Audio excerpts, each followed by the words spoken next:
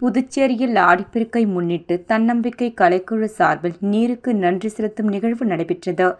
ஆடிப்பெருக்கை முன்னிட்டு தன்னம்பிக்கை கலைக்குழு சார்பில் திருக்காஞ்சி சங்கரபரணி ஆற்றில் நீருக்கு நன்றி செலுத்தும் நிகழ்வு நடைபெற்றது.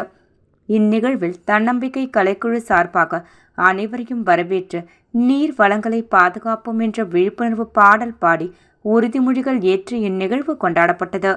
இந்நிகழ்வில் சிறப்பு விருந்தினராக மண்வாசனை அமைப்பின் நிறுவனர் ஆறுமுகம், சமூக சேவகர் மற்றும் உறுப்பினர்கள் கலந்து கொண்டு நீருக்கு மலர் தூவி நவதானியங்கள் இறைத்து ஆற்றில் வாழ்கின்ற உயிரினங்களுக்கு பொறி அவுள் இறைத்து நன்றிகள் செலுத்தப்பட்டது.